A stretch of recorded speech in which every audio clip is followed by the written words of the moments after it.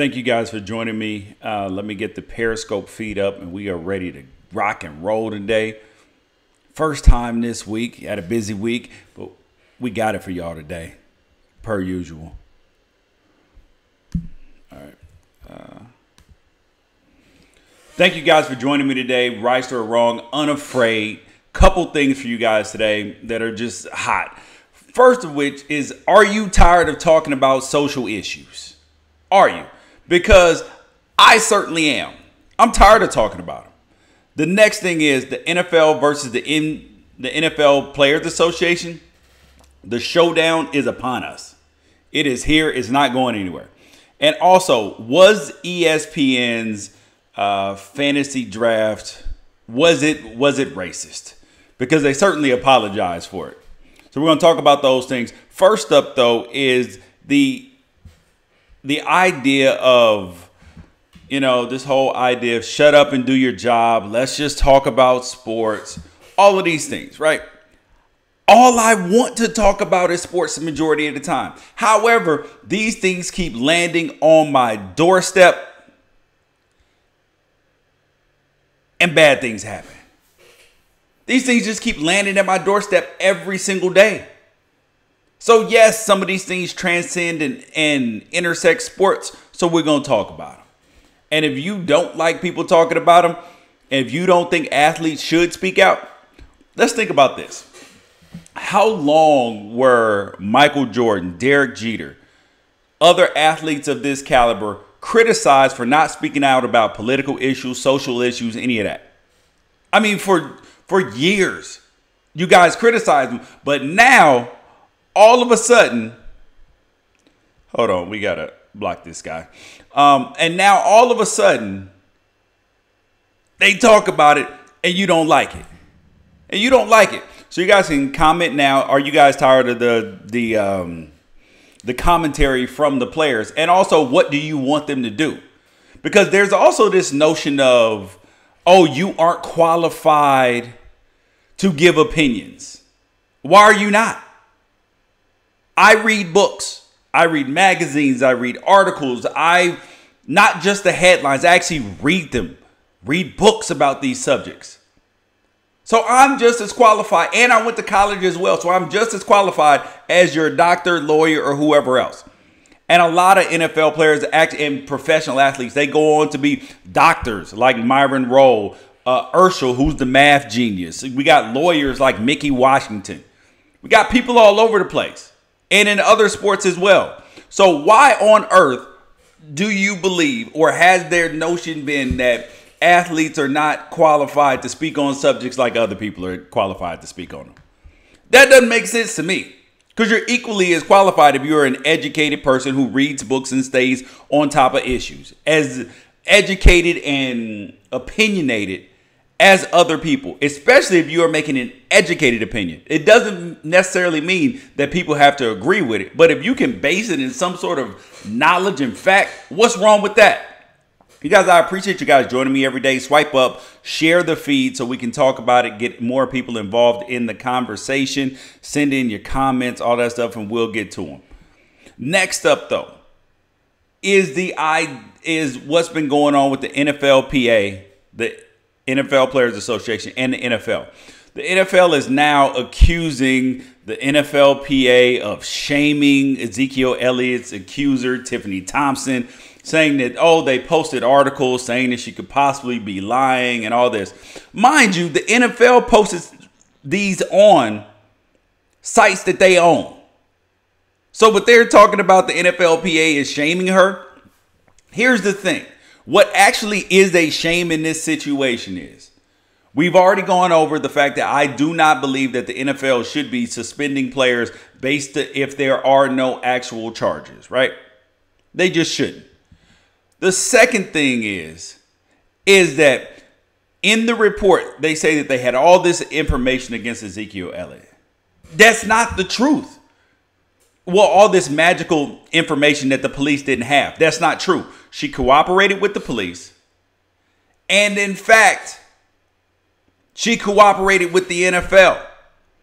They supposedly had all this evidence. Do you know why they did not prosecute? Because her credibility was in question. Even the NFL had these things. Text messages showing that she had plans. Her and her friends were having plans to blackmail Ezekiel Elliott. And also they had information that she lied about one of the domestic abuse events. So it makes no sense to me how they can then suspend this man for 6 games when this lady's credibility is in question. You are potentially ruining somebody's livelihood, their reputation, endorsements, all these things because nobody wants to be associated with a domestic abuser. So you run the risk of that when you might be wrong. And then the commissioner's office is the one that hands down this punishment. Do you know who Commissioner Goodell met with? Do you think he met with Ezekiel Elliott to determine his credibility or anything like that? No. Do you think he met with Tiffany Thompson? No. Wait, so hold up. His office hands down a suspension for a guy that they haven't interviewed. Where in the hell does that make sense on earth? And then you talk about this evidence where the police had it. If Ezekiel Elliott did something, he should be in jail. He should be. And now the NFL and the NFLPA are in a dogfight over this. They're both bashing each other. This is just a preview of what is to come before 2020. There will be a lockout. There will be a strike because the NFLPA is under fire. Not just from the public with the contracts and all that, but they are under fire from their own players. The next negotiation isn't going to be any acquiescing on issues. Oh, we'll give a little here, give a little there. No, the players are going to draw a hard line in the sand. Otherwise, leadership is going to get bounced. So when you have the union under pressure to do even more than what they've done already, and you have the public opinion of the union in question, guess what's happening? Union's digging in. NFLPA's digging in. They're not playing around right now. They know they got to come with it. So not only if you are a player, but if you are an owner, if you are whoever, you're going to have to choose sides.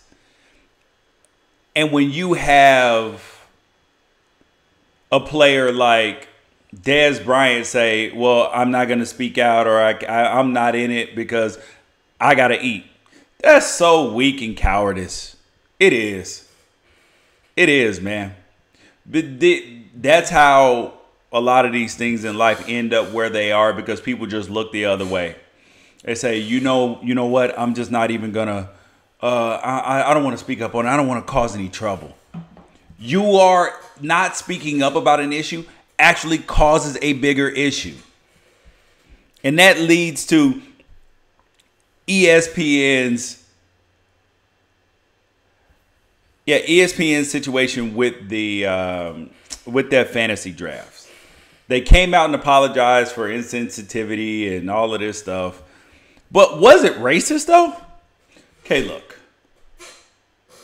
I don't think it was racist. I think it was bad optics. Bad timing. Because at what point in time is it going to be okay, acceptable, or, be a good idea for you to be auctioning off not only just black men, but just people in general? It's different in the digital world. Like when because in reality in a fantasy draft, you're not actually auctioning that person. You're auctioning off their services. You're auctioning off their production, which is different than actually buying a human being. It's a little bit different. However, especially with what just happened in Charlottesville, I know they had a production thing that they had already put together and they were ready to go. Sometimes you got to scratch stuff when it's just a bad idea. Say, ooh, this stuff just happened in Charlottesville. This looks like the scene from Get Out where they're auctioning off black people. I know we put a little money into this, but we got to scratch it. This is a timing issue. This is an awareness issue. I don't think it was a racist issue. This was a stupidity issue. This was a negligent issue. This was not a racist issue.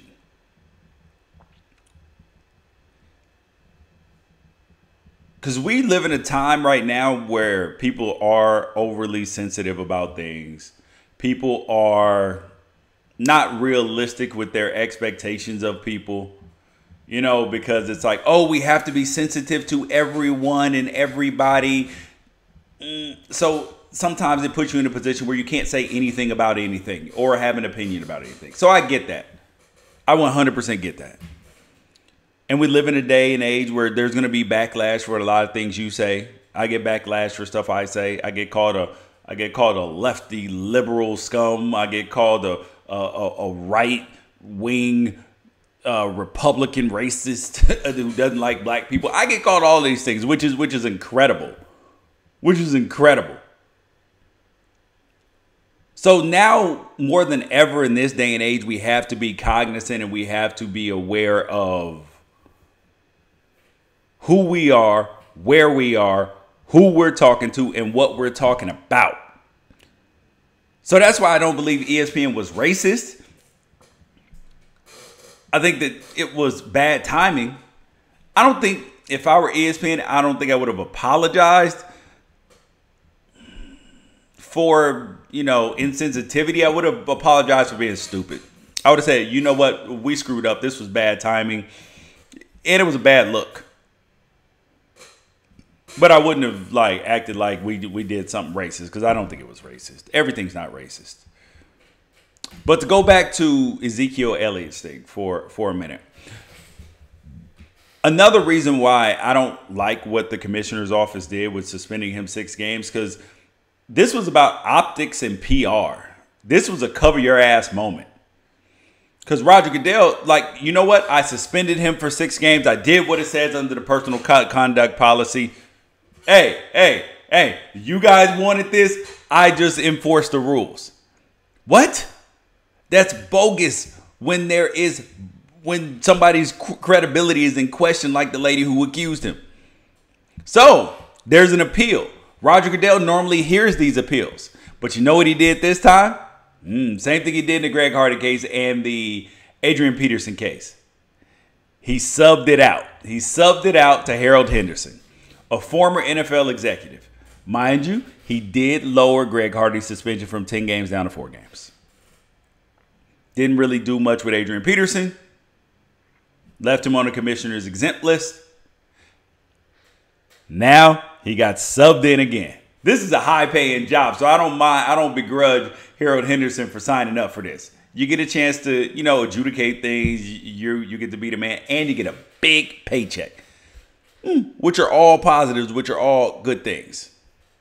The next thing that you have to look at in this situation is Harold Henderson an impartial person? Is he? He used to work at the league executive. Used to be a former executive with the league. So can he be impartial? Because remember, here's the interesting thing about this, right? It's kind of like the doctors who are supposed to be independent medical evaluators. They're getting paid by the state, by a league, a corporation, whoever it is they work for. So they want to keep their job. They want to keep getting these extra checks. So there's a little bit of pressure to deny people, to really keep the optics up. That way you can keep your own job, right? There's a little bit of that, even if you're supposed to be impartial and fair. There's a little bit of that. So can you really be? Because somebody's got to pay for it. And one thing I've learned in life is that he who writes the checks gets to ask the most questions and gets his questions answered. Because if you don't answer that man's questions, guess what? Your ass ain't getting no more checks. That's the way that works. I do not foresee Ezekiel Elliott, though, missing 6 games this year. I just don't. I don't see how there's a way that they're going to be able to hold this up on appeal. It may get reduced down to 2 games, may get thrown out. And even if it gets reduced, if I'm Ezekiel Elliott, I'm still fighting this thing tooth and nail. Because the text messages, here are text messages saying that she was going to blackmail him for this. And then there's the issue about her trying to concoct a scheme with her friend to lie as well about the domestic abuse. That's already, so that's two separate things. And you want me to believe he abused her? That's tough. That's tough. I got hella reasonable doubt. I can't even say more likely than not at this point in time from what we've seen so far. So if you look at, there's an article on ProFootballTalk.com talking about showing the text messages. Her and her friend. What if I sold mine and Ezekiel's sex videos? Friend, we'd all be millionaires. We could blackmail him with that. Thompson, I want to, bro. Friend, let's do it. Thompson, scared. Friend, shit. The league does exactly what they want. I mean, I would totally agree with that because with this evidence, I mean, it's if somebody is lying about one issue and then they're lying about another issue, but then you want me to believe another issue and jam somebody else's whole career and life up? No. Sorry, buddy. Can't cry wolf. You cry wolf, what happens? Nobody believes you. I do believe that if Ezekiel Elliott domestically abused her, that he should be punished. I 100% agree with that. But if he didn't, she should be punished. This is where we get things wrong sometimes, in my mind, what I believe. Because mind you, Ezekiel Elliott filed a harassment claim against her last year as well. She blew up his phone like 50 some odd times in 7 hours, broke into his email, started texting and calling other chicks that he was dealing with. Does this sound like somebody who's afraid? Or does this sound like bitter ex-girlfriend, somebody I used to date that wants to get back at you? Which does this sound like? I'll let you make your own opinion because I made mine. However, I will leave room for additional evidence to come out that suggests otherwise. This is the world that we have turned into living, which is where you can make false allegations against people. You can claim whatever. And then after, you can try to jam up somebody high profile because you want money. Same thing we just saw with Usher with that chick that accused him of giving her herpes. Turned out he don't even have herpes. All these things, right? What is going to be her penalty for this? She'll be socially shamed. Everybody going to forget about her in about 2 months. Shouldn't you yourself, if you falsely accuse somebody, shouldn't you have like criminal penalties? If they were going to have criminal penalties, hell yes, that'll deter people from lying their ass off. Because it's wrong. You guys, thank you guys for joining me today on Rights to Wrong. Please leave your comments, send them in, do whatever. I appreciate you guys joining me. We will catch you guys. Oh, hold on. Let's see. Oh, yeah. There is no due process in the court of public opinion. I mean, it is like a kangaroo court. People don't read articles. They don't read the briefs. They don't read any of these things. They just read the headline. Ezekiel Elliott suspended. NFL says it has proof. Okay. Where's your proof? We want proof for everything else, but we just believe a headline. Absolute garbage.